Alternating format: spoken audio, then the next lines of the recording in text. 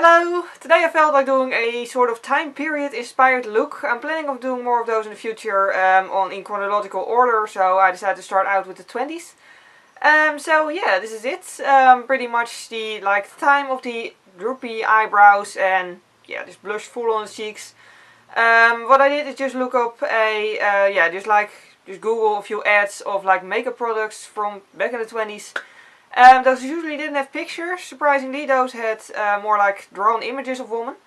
But yeah, I figured makeup ads usually show the ideal form of makeup and how a woman should look in that time period. So yeah, I just used those as inspiration and ended up with this. So let's get started. So for my face I started out with the Maybelline Superstay Foundation in True Ivory, which is the palest shade I have so far been able to find. Yeah, on all the ads the face looked pretty pale. So I decided to just go with the theme. Besides, my face is very pale in winter anyway, so that helps. And yeah, because I don't have a concealer that's pale enough in combination with this foundation, I just use the foundation itself as a concealer. They don't seem to have very extremely highlighted under eye parts in the under eye circles. You get what I mean in the ads, so yeah, this pretty much seems to be all even skin.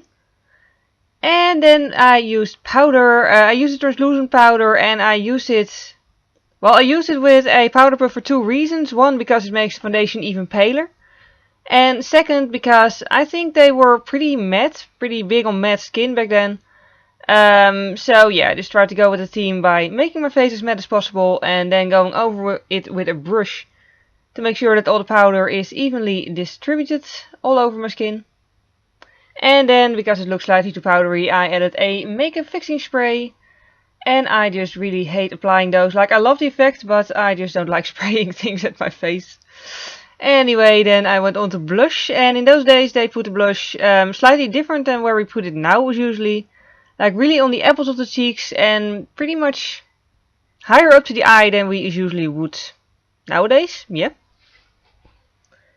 And then for my eyebrows I use these products. And yeah, the eyebrows are sort of very specific as well. They're very thin, almost like pen stripes, and they're very rounded with the bottom part being, the outer part being lower than the, inner part at the nose. Yeah. Like I'm showing here, basically. That's the angle it should be in. So yeah, this is much easier to do if you have very thin eyebrows like I do. If you have thicker eyebrows, then, just, go with what you think looks best on you for this look. But yeah, seeing as I always make my eyebrows very thin, it was pretty easy to get them in the right shape for this. And then I just comb through them and that's it for the brows.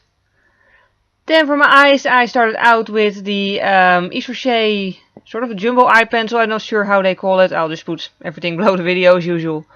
And apply that all over my eyelid and a little bit in the crease. I saw a lot of smoky eyes in the old makeup ads. So yeah, and also shiny smoky eyes, so that's what I went for. And then I used this very cheap Asian eyeshadow palette and a black shade from it and applied that all over the blue pencil. Very nice and shimmery. And then for the crease I used the same palette but then a brown shade and started blending the crease. Oh, by the way, if you're using a cream product as a base that immediately dries and then doesn't move from its place, probably should have mentioned this earlier. Then do blend it immediately. Like this pencil, you can still blend it whenever you want. So yeah, if I would have used a color tattoo or something, then I would have been in trouble at this point. So yeah, do keep that in mind depending on what products you use. And then for my eyebrows, I used a pale white shade with some shimmer in it, as in eyebrow highlight. Then for the waterline, I used this pencil that I pretty much always use, the Estée Lauder one in Blackened Black.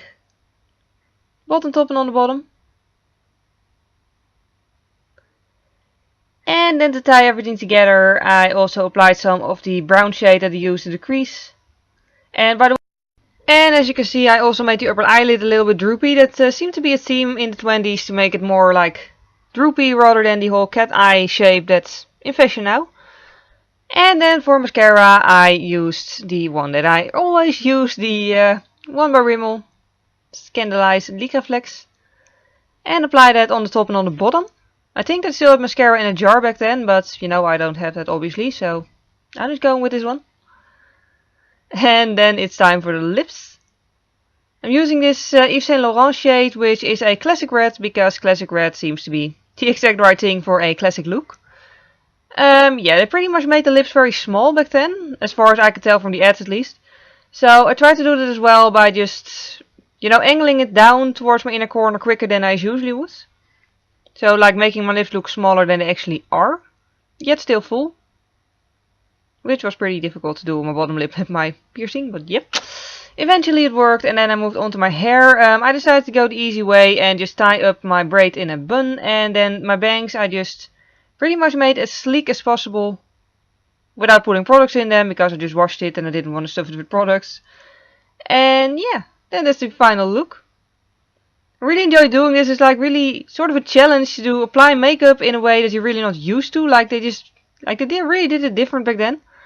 But yeah, it was really fun to do. I hope you enjoyed watching it. Thank you very much for watching, and see you next time. Bye!